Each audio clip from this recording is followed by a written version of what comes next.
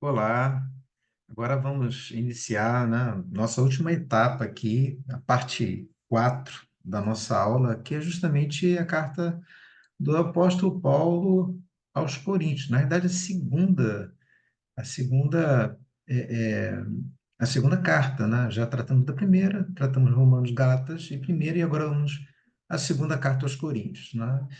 Vimos que a carta aos Coríntios, Paulo está na cidade de Éfeso e recebe lá algumas comitivas, entre essas comitivas, a família de Cloé, como lá em primeira Coríntios, vimos isso, né? Primeira Coríntios, capítulo 1, e destacamos aqui o versículo de número 11. Pois a vosso respeito, meus irmãos, fui informado pelos da casa de Cloé de que há contenda entre vós. Então, vimos aí alguns temas, né, da primeira carta, inclusive a questão do amor, né, que foi primordial aí a gente destacar, do capítulo 13.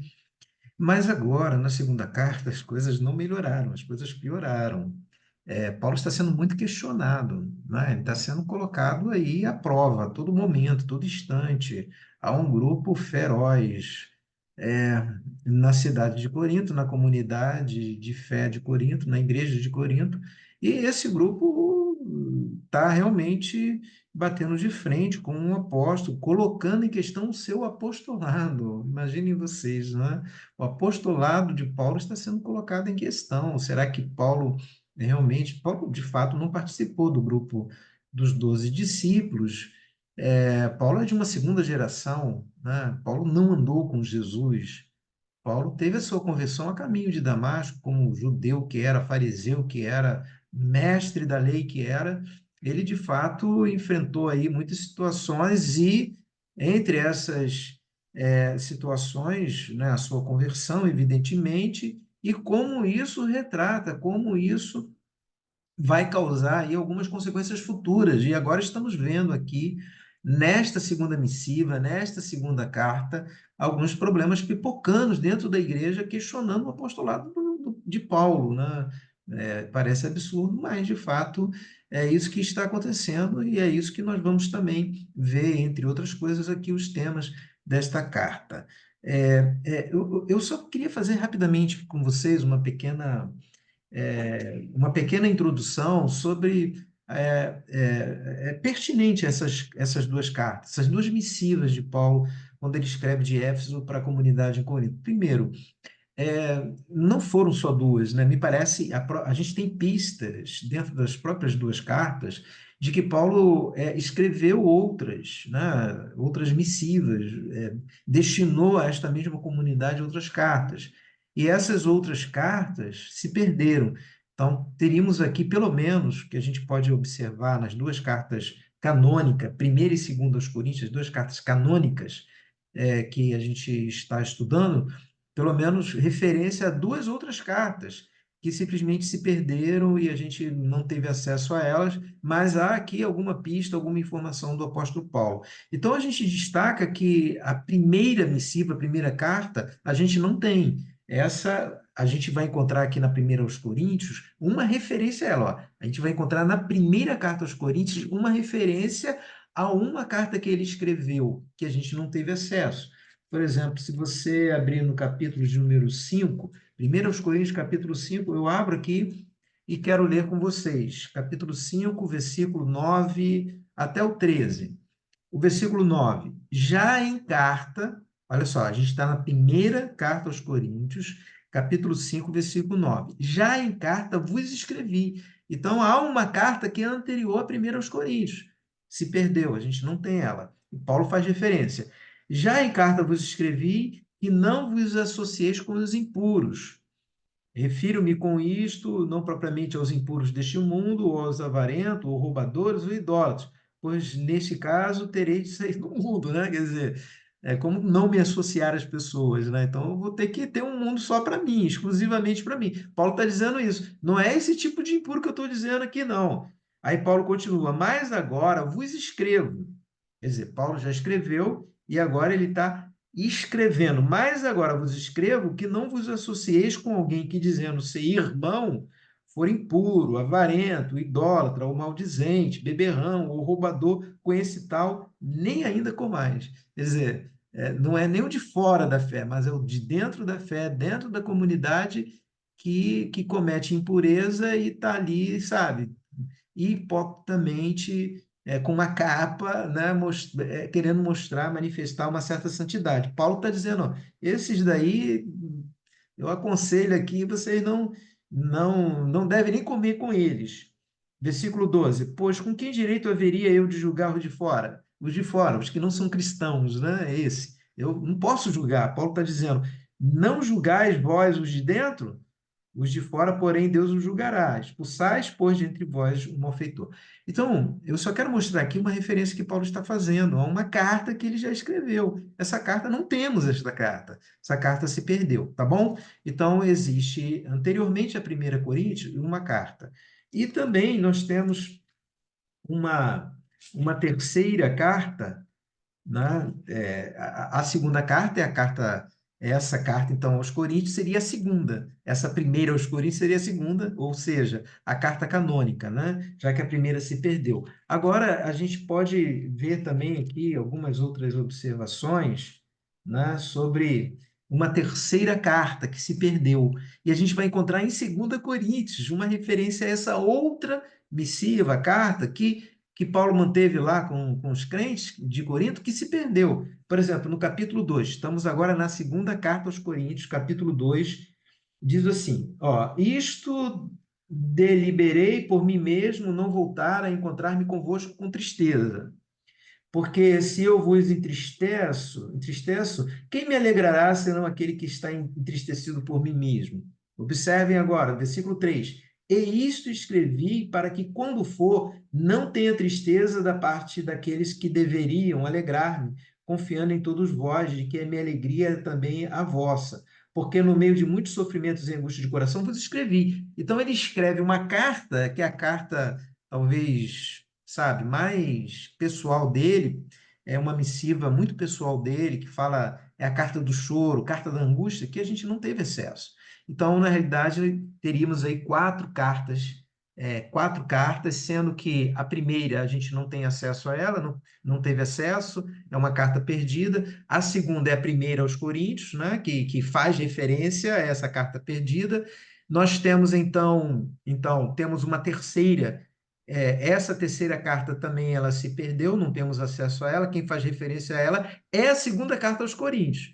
Então, a primeira carta, Paulo diz lá no capítulo 5 de 1 Coríntios, se perdeu, não temos acesso a ela. A segunda carta é a primeira carta canônica que nós temos, a primeira aos Coríntios. A terceira carta é a carta das lágrimas, do sofrimento, das angústias, que no capítulo 2 da segunda carta, a quarta carta faz referência a ela. Então, das quatro cartas, duas cartas elas foram canonizadas e está aqui e temos acesso. E eu vou falar justamente desta segunda carta.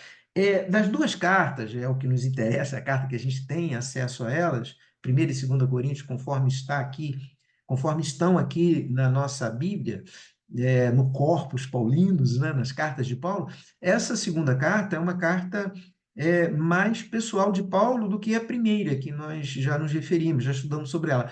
Esta segunda carta ela é mais pessoal e ela trata mais dessa questão de um embate entre alguns dentro da comunidade em Corinto e Paulo que está lá em Éfeso. Há um embate ali com Paulo sobre o seu apostolado e a gente vai falar um pouquinho sobre isso. Então, eu vou abrir aqui com vocês. Espera aí um momentinho, vou abrir deixa eu,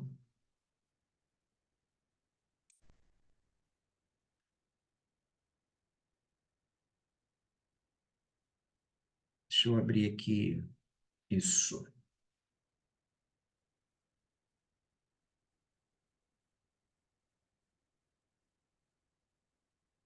compartilhar com vocês. Ok, vamos lá. Muito bem. Então temos aqui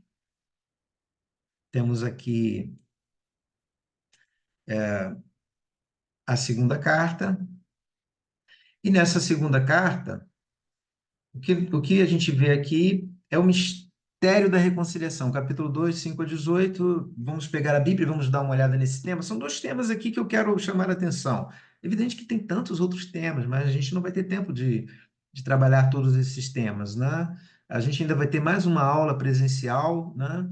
E muitas coisas vão ser trabalhadas. Mas nessa aula aqui, dois temas importantes. O Ministério da Reconciliação é o primeiro tema, na segunda carta, e o poder de Deus na fraqueza, que também lá no finalzinho da segunda carta. Vamos no capítulo 5, 2 Coríntios, capítulo 5, do versículo 18 ao versículo 20.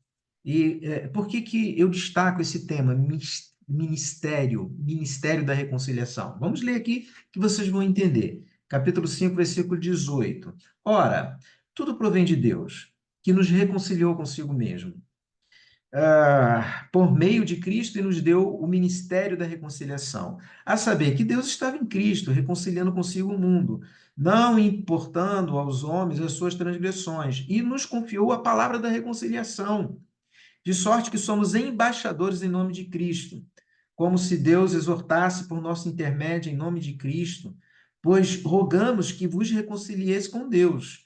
Aquele que não conheceu o pecado, ele o fez pecado por nós, para que nele fôssemos feitos justiça de Deus, né? Eu fui até o versículo 21, na realidade era até o versículo 20, e a importância da reconciliação. É lógico, Paulo está dentro de um contexto muito acirrado, um contexto de embate, de questionamento, de colocar em questão o seu apostolado. E isso é importante para Paulo, né? Que nós temos um chamado, né? Para a conciliação. Então, uma igreja dividida, ela não subsiste, ela está fadada. É evidente que não existe unanimidade dentro de nenhuma comunidade, mas tem que ter o respeito, tem que ter a tolerância, tem que respeitar a liderança, tem que ter o diálogo entre a liderança, como Paulo está aqui tendo. Nessa segunda carta, Paulo está conversando com eles, está tentando mostrar para eles, não é? Para aqueles que questionam o seu apostolado. Então, a gente vê isso como algo fundamental nesse ministério da reconciliação. Olha aqui, primeiro, eu quero mostrar para vocês aqui que a gente, a gente precisa, não há dúvida disso, que como Deus, ele nos reconcilia em Cristo Jesus com ele, e isso é um ministério, né, que Cristo foi efetivo ao executar esse ministério, né? O que Jesus Cristo fez foi isso. Não foi fácil para ele, não foi enfrentar a cruz, enfrentar uma liderança religiosa que desejava matá-la a todo instante. Não foi fácil para Jesus Cristo passar por isso, mas ele faz isso por amor à humanidade. E esse amor à humanidade é um amor que ele vai ao extremo desse amor. Então, a morte da cruz, essa morte vergonhosa, essa morte vicária, né? Essa morte, ela é redentora. Então, um sofrimento que traz uma redenção, e nessa redenção é a conciliação, é nos conciliar com Deus, né? Então, essa justificação por meio de Jesus Cristo, mediante a fé, é um ato gracioso de Deus, né? E nos aproxima, reaproxima novamente de Deus. Então, esse ministério da reconciliação é o nosso ministério também, porque devemos agir assim, dentro da nossa própria comunidade. A gente tem eu digo tem, porque nós somos cristãos, né? E na condição de cristãos, nós temos a graça de Deus, o Espírito Santo de Deus, nós temos os dons espirituais estabelecidos pelo Espírito Santo na vida de cada um, com as suas habilidades singulares, nós temos o fruto do Espírito em nós, né, que trabalha todo dia, todo dia, todo dia na nossa vida, para que a gente possa manifestar isso e evidenciar isso e ser esse ministro da reconciliação. Então, se esta comunidade ela não consegue ter esta visão, essa perspectiva conciliadora fica difícil. E por isso que Paulo ele está tratando desse tema. Eu achei relevante a gente trazer esse tema para mostrar para vocês. Porque essa reconciliação é a transformação que ocorre em quem está em Cristo. Então, Deus me transforma. Então, essa transformação que está em nós, transformação, né? Lá em Gálatas, Paulo já tinha dito isso, né? Que ele sentia dores de parto até que Cristo fosse formado em vós. Por exemplo, se você pega, eu vou ler o texto aqui para vocês, em Gálatas. Vamos voltar lá em Gálatas, capítulo de número, deixa eu ver aqui,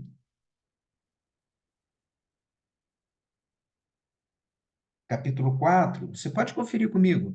Gálatas 4, versículo 19. Meus filhos, por quem de novo sofre as dores de parto, até ser Cristo formado em vós. Então, veja, até Cristo ser formado em vós, eu sinto as dores de parto. É evidente que é uma metáfora de Paulo para tratar do sofrimento dele, porque a missão dele, enquanto um ministério de conciliação, de reconciliação, é efetivar esta ação, né? Da transformação que deve ocorrer, da formação que deve ocorrer com as pessoas. Então, isso dói nele, porque ele precisa ensinar, ele precisa discipular. Então, isso está falando de formação. Agora, o que Paulo fala aqui na segunda aos Coríntios, ele fala de uma transformação. Então, quer dizer, além de formado, você tem que ser transformado. Se você pegar 2 Coríntios, vamos lá. Vamos voltar. 2 Coríntios, estávamos em Gálatas, agora a gente volta a Coríntios. 2 Coríntios, capítulo 3, versículo 18. 2 Coríntios 3,18. E todos nós, com o rosto desvendado, contemplando como espelho a glória do Senhor, somos transformados de glória em glória, na sua própria imagem, como pelo Senhor, o Espírito. Olha só, somos transformados na imagem dele, na imagem de Cristo. Então, a transformação que ocorre em quem está em Cristo é ter o rosto de Cristo, é se parecer com Cristo. Então, se eu sou um indivíduo que divido e não multiplico, que diminuo, subtraio e não somo, eu levanto muros e não pontes. Então, tem alguma coisa errada em mim. Cadê Cristo em mim?